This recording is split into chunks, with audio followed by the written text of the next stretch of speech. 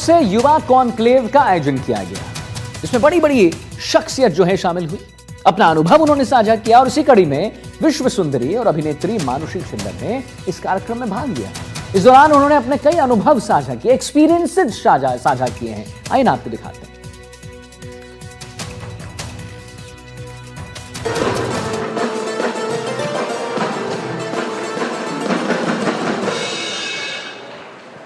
लोग ये मानते हैं खाना खाने के बाद उबासी आती है।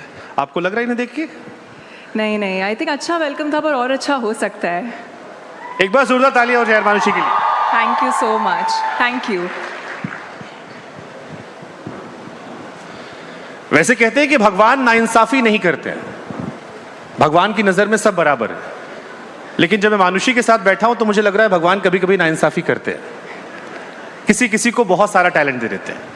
कुछ लोग पूरी जिंदगी एक काम तमीज से नहीं कर पाते हैं, और कोई एमबीबीएस की पढ़ाई भी कर लेता है, फिर बॉलीवुड में भी आता है, मिस वर्ल्ड बन जाता है, और फिर उसका अभी पेट नहीं भर रहा, अब उसको बिजनेस भी करना है। नाइंसाफी करते हैं भगवान? नहीं, मेहनत भी है बहुत। भगवान नाइंसाफी नहीं करते, लेकिन जो मेहनत करता है उसको ब्लेस जरूर करते हैं। मेरे से बहुत सारे लोगों ने कहा कि एमबीबीएस हो गया, मिस वर्ल्ड हो गया, बॉलीवुड भी हो गया, फिल्में आ गई, अब इसके बाद क्या? अभी और भी बकेट लिस्ट में है? अभी तो लाइफ शुरू हुई है। इस एज पे तो लोगों की पढ़ाई ख़त्म हो रही होती है। वर्ल्ड तो मेरे लिए अभी खुला है, तो अभी तो बहुत कुछ करना बाकी है। जैसे होता रहेगा मैं बताती रहूँगी, लेकिन अभी रिसेंटली मैंने वेंचर किया है वेलनेस और हेल्थ एंटरप्रेन्योरशिप में। मैंने अपने फादर, जो कि एक मेडिकल डॉक्टर है, उनके साथ हमने एक वेलनेस क्लिनिक खोला है रीजनरेटिव मेडिसिन में, जिसका नाम सोमा वेलनेस है, यहीं मुंबई में। तो मेरी अभी एक सहयोगी कह रही थी कि अगर आप इमेजिन करिए मिस वर्ल्ड का एक हॉस्पिटल हो या क्लिनिक हो, भीड़ तो ज़्यादा बढ़ जाएगी। फिर वो मुझे लग रहा है कि शायद मुझे एमबीबीएस फिनिश करनी पड़ेगी और वहाँ प्रैक्टिस करना पड़ेगा, मुझे वो यूज़ करना पड़ेगा किसी तरह से। एक कॉमन क्वेश्चन मानुषी जो सबके जहन में आता है वो ये आता है कि हम ऐश्वर्या राय को देखते हैं, सुष्मिता सेन को देखते हैं, हमने उसके बाद लारा दत्ता प्रियंका को देखा, हमने हरनाज को देखा। ये सारी जो मिस वर्ल्ड, मिस यूनिवर्स होती हैं, इनका एंड गोल बॉलीवुड में क्यों आता है? मैं ये क्वेश्चन चेंज करना चाहूँगी। बॉलीवुड क्यों हमेशा हमें कास्ट करता है? आप तो पढ़ाई करके बैठे थे, आप डॉक्टर ही बन सकते थे। पर ऑफर तो हमें बॉलीवुड से आता है ना। But I will say this कि जो पैजेंट्री एक प्लेटफॉर्म है जहाँ पे आपको जिस तरह का मीडिया एक्सपोजर मिलता है, लोग आपके बारे में जानते हैं, लोगों को आपको देखने में दिलचस्पी होती है, तो उसी तरह से एक एज एन आउटसाइडर, क्योंकि आप फिल्मों की दुनिया से नहीं होते, आपके लिए एक प्लेटफॉर्म होता है जहाँ पे फिल्म की दुनिया को भी इंटरेस्ट होता है आपको कास्ट करने में। Ultimately it's a business, and pageantry जिस तरह का आपको एक्सपोजर देती है, वो कहीं ना कहीं आपकी पहली फिल्म में आपको बहुत हेल्प करती है। तो वाई नॉट? ईजी नहीं है फिल्मों की दुनिया में आना, स्पेशली अगर आप एक फिल्म फैमिली से ना हो। तो अगर आपको इतना बड़ा प्लेटफॉर्म दिया जाए और अगर एक ऐसी इंडस्ट्री जो इतनी क्लोज नेट है, वो एक आउटसाइडर को एक्सेप्ट करे या एक आउटसाइडर में थोड़ा सा भी इंटरेस्ट दिखाए, तो मुझे लगता है उन अपॉर्चुनिटीज़ को मना नहीं करना चाहिए। When you are young, it's time to experiment, it's time to try different things. I think we should all try different things, because you never know what life has in store for you. तो बहुत सारे Gen Z यहाँ बैठे हुए, उनके जहन में कई बार हमारे टीचर्स कहते थे कि 10 किताबें पढ़ने से अच्छा एक किताब को 10 बार पढ़ लो। जी, आप मल्टीपल करियर को एक्सप्लोर कर रहे हो, तो एक इंसान जो अभी बिल्कुल 16-17-18 साल का, किंग ऑफ नन, तो उसे मल्टीपल चीजें ट्राई करनी चाहिए, एक काम सलीके से करना चाहिए, क्योंकि आप सक्सेसफुल हो। 28 साल की उम्र में भगवान ने आपको बहुत कुछ दे दिया है, तो आप क्या सलाह दोगे उस जेंजी को? देखिए, आज कहते हैं कि एक मल्टी फैसेटेड पर्सनैलिटी होना, वो शायद आपको ज़्यादा हेल्प करेगा। और मैंने हमेशा ये माना है कि each to their own. I think जो सक्सेस की डेफिनेशन है वो आपके लिए क्या मायने रखती है, वो डेफिनेशन आपके लिए क्या है, वो सिर्फ आप खुद को ही जस्टिफाई कीजिए। दुनिया की क्या डेफिनेशन है सक्सेस की, उसे चेज ना करें तो आप मानुषी की बहुत खुश डेफिनेशन क्या है रहेंगे। सक्सेस की? मैं ये मानती हूँ कि क्योंकि बचपन से ही मैं पढ़ाई में अच्छी थी, तो मुझे एक्सक्यूज़ कर दिया जाता था अगर मेरी अटेंडेंस कम होती थी, क्योंकि मैं बहुत पार्टिसिपेट करती थी। मैं क्लासिकल डांसर थी, पेंट करती थी, पार्टिसिपेट करती थी। तो मेरे टीचर्स मुझे कुछ कहते नहीं थे, क्योंकि पढ़ाई में मैं मैनेज कर लेती थी। मैंने हमेशा से माना है कि मेरी पर्सनालिटी ऐसी है, मुझे बहुत चीज़ें करने का शौक़ है। मैं एक चीज़ से बहुत जल्दी बोर हो जाती हूँ। मैं एक चीज़ नहीं कर सकती। मुझे बचपन में भी कहते थे लोग कि you know that jack of all king of none, एक पे फोकस करो।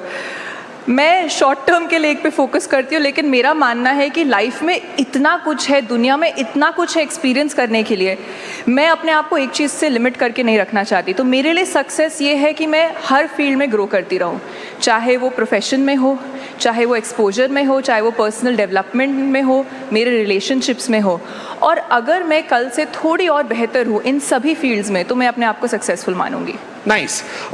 एक सवाल जो मेरे मन में आ रहा था, क्या खूबसूरती या ब्यूटी जो है वो सिर्फ महिलाओं तक सीमित है? क्योंकि मिस्टर इंडिया का जब मैं जिक्र करता हूँ तो मुझे अनिल कपूर याद आते हैं। नहीं, मुझे लगता है कि मिस इंडिया में लड़कियां याद आती हैं मुझे, बट मिस्टर इंडिया में मुझे अनिल कपूर दिखाई पड़ते हैं।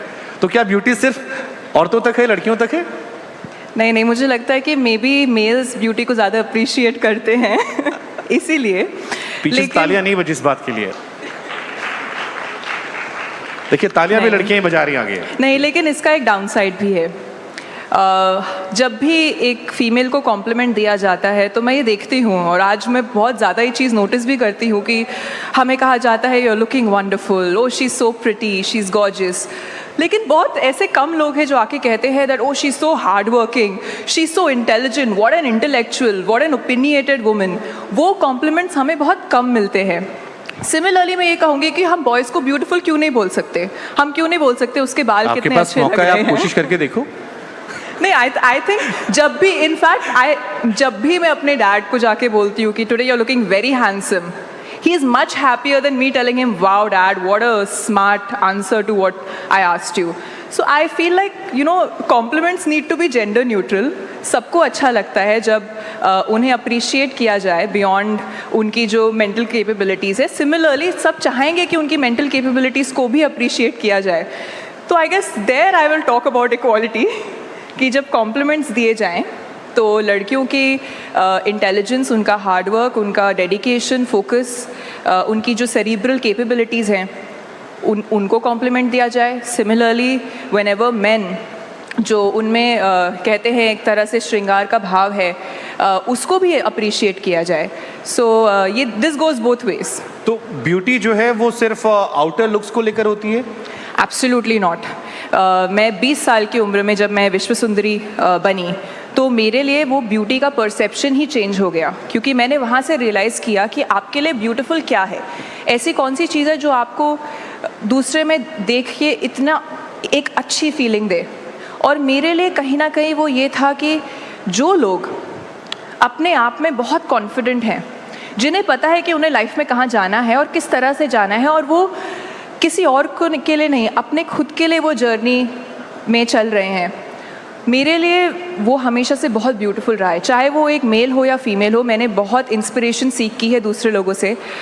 शायद इसीलिए मैं कुछ कर पाई हूँ जो भी मैंने किया है लाइफ में, क्योंकि जब भी मैं किसी और की जर्नी देखती हूँ, चाहे वो कोई एंटरटेनमेंट इंडस्ट्री में हो, चाहे वो मीडिया में हो, पॉलिटिक्स में हो, मेडिसिन में हो, हमेशा मैं ये देखती हूँ मैं इनसे क्या सीख सकती हूँ। और मेरे लिए ब्यूटीफुल वही है जो अनअपोलोजेटिकली अपने में कॉन्फिडेंट है और वो करता है जो उन्हें सही लगता है, वो नहीं जो दुनिया को सही लगता है। आप में गाने के भी टैलेंट है? आप मुझसे हरियाणवी में गाना भी गवाना चाहते हैं? बॉलीवुड भी चल सकता है। नहीं, मतलब आपकी आवाज़ बड़ी खूबसूरत है। अच्छा, थैंक यू। है नामुमकिन, है नामुमकिन, बिना तेरे मेरा होना है नामुमकिन। चलो, okay, I don't know everything now. Thank you. एक बार तालियां बनती है। नाइस। मेंटल हेल्थ की बहुत बातें होती है जी। मैं चाहता हूं कि आप बताएं, क्योंकि आई एम श्योर इस प्रोसेस से गुजरना आसान नहीं रहा होगा। हरियाणा वो स्टेट है जहां पर अभी भी कई बार चर्चा हो जाती है महिलाओं को लेकर। बहुत सारी लड़कियां होंगी जिनके ख्वाब बहुत बड़े होंगे, बहुत सारी चीज़ सोचती होंगी, उस बैरियर से कैसे आगे निकले? देखिए, मेरी जो जर्नी रही है एक तरह से डिफरेंट रही है, क्योंकि मेरा एक्सपोजर ज़्यादा रहा है। मेरे फादर DRDO में डॉक्टर थे, तो हम पहले बैंगलोर में थे, फिर दिल्ली में थे। तो उस एक्सपोजर के थ्रू जब भी मैं बाकी के डिफेंस किड्स से मिलती थी तो कहीं ना कहीं हमारी एक बचपन से ट्रेनिंग होती है कि हम अपने हमें बहुत एक तरह से हमारा आत्मविश्वास बहुत स्ट्रॉन्ग होता है। एंड आई थिंक सिर्फ घर पे ही नहीं, लेकिन जिस स्कूल में भी मैं जाती थी वहाँ पर भी हमें काफ़ी एनकरेज किया जाता था एज इंडिविजुअल्स कि हम अपने ऊपर काम करें। हमसे पूछा जाता था कि आप बड़े होके क्या बनेंगे, और हमेशा चाहे आप कितना भी सिली आंसर क्यों ना दें, हमेशा उस चीज़ को सेलिब्रेट किया जाता था, उस चीज़ को एक तरह से बढ़ावा दिया जाता था। और उसके लिए आई थिंक मैं बहुत ग्रेटफुल हूँ कि मुझे एक ऐसा एनवायरनमेंट मिला बचपन में जहाँ पर अगर मैं कुछ करना चाहती थी उस चीज़ को नर्चर किया गया। हाँ, ऐसे भी लोग थे जो शायद मुझे कहते थे कि ये नहीं होगा। जब मैं कॉलेज में थी और मैं मिस इंडिया का प्रेपरेशन कर रही थी तो लोगों को लगता था ये बहुत स्टूपिड चीज़ है कि MBBS के बीच में कौन सुबह मैं 4 बजे उठ के वर्कआउट के लिए जाती थी और अपना हॉस्टल में खाना मैं खुद बनाती थी, क्योंकि मुझे काफ़ी एक स्ट्रिक्ट मैं डाइट फॉलो कर रही थी उस वक्त। तो आसपास के लोगों को इतना समझ नहीं आता था। लेकिन जो लोग मैटर करते हैं, चाहे वो आपके पेरेंट्स हों, आपके टीचर्स हों, जो भी आपके आसपास केयर गिवर्स होते हैं, उनकी क्या राय होती है वो उसमें मैं ये ज़रूर बोलूँगी कि मेरे लिए एक बहुत बड़ा प्रिविलेज है कि मेरे पास वो लाइफ में था कि अगर आज भी मैं कुछ करना चाहती हूँ और अगर मैं अपने पेरेंट्स के पास जाकर कहूँ कि जैसे कि सोमा वेलनेस, मैं रीजनरेटिव मेडिसिन में जाना चाहती थी और मेरे पास MBBS की डिग्री अब है नहीं, तो मैं अपने फादर के पास गई और मैंने उन्हें कहा कि आप 30 इयर्स से प्रैक्टिस कर रहे हैं और ये मैंने जितना मैंने ट्रैवल किया है बाहर देशों में, वहाँ मैंने ये सेटअप्स देखे हैं, हम क्यों ना इसको इंडिया में लेकर आएँ। तो उनको उस एज पर अपनी एक सेटअप छोड़कर एक नया सेटअप शुरू करना, मैं ये कहूँगी कि उन्होंने मुझ में एज अ चाइल्ड बहुत ज़्यादा फेथ दिखाया। तो उसके लिए आई एम ब्लेस्ड। पर मैं ये कहूँगी दैट जिस चीज़ पर आप कंट्रोल कर सकते हैं उस पर फोकस करें। जैसे मैंने कहा कि learn to filter out opinions that don't matter. चलिए समय का मैं आखिरी सवाल पूछ लेता हूँ। मिस वर्ल्ड का भी दिल टूटा है कभी? दिल टूटा है, हाँ ज़रूर टूटा। मेरी पहली फिल्म जब रिलीज़ हुई मुझे बहुत एक्सपेक्टेशंस थी। मैं इश्क मोहब्बत प्यार वाले दिल टूटने की बात कर रहा हूँ। लोग जानना चाह रहे थे, लोगों ने मुझसे कहा पूछेगा कि मिस वर्ल्ड का भी दिल टूट सकता है? मैं बचपन में फिल्में देखती थी ना, मुझे लगता था मैं जब बड़ी होंगी ना तो मुझे ऐसा प्यार होगा और मुझे ऐसा लगेगा कि ये नहीं तो कोई नहीं। मैं वेट कर रही हूँ वैसे प्यार का। ऐसा लगा था? अरे I have grown up watching all Shahrukh Khan films. मुझे लगता था दैट मुझे ऐसे कोई लड़का देखेगा और मेरे बाल उड़ेंगे और म्यूजिक बजेगा। आप कह रहे हो ना आपका दिल लगा ना दिल टूटा? अभी मैं वेट कर रही हूँ दिल लगने का। अभी मेरा फोकस ही मेरे इतनी चीज़ें जो आपने बताई उसी पर इतना फोकस रहता है, तो मैं वेट कर रही हूँ। चलिए मैं अपना प्रॉमिस पूरा कर दे रहा हूँ। मैंने कहा था मैं एक शायरी सुनाऊंगा, तो जब दिल टूटेगा आपका तो ये आप डेडिकेट कर दीजिएगा। एक फिल्म आई थी आकाशवाणी, उसका बड़ा अच्छा शेर है आप कि क्यों चाहते हैं कि मेरा दिल टूटे? दिल लगाइए तो पहले आप। जी ओके। सो वो शायरी थी कि हमने जो की थी मोहब्बत वो आज भी है, उनकी जुल्फों के साए की चाहत आज भी है, रात कटती है आज भी ख्यालों में उनके कि दीवानों से वो मेरी हालत आज भी है। And this is my favourite line, किसी और के तसव्वुर में ना उठती हैं बेईमान इन निगाहों में थोड़ी शराफत आज भी है, कि एक बार फिर चाह कर चाहे दिल तोड़ दे वो, दिल तोड़ उन्हें जाने की इजाजत आज भी है, हमने जो की थी मोहब्बत वो आज भी है, उनकी जुल्फों के साए की चाहत आज भी। Thank you so much everyone. Thank you so much Manushi. Thank you everyone.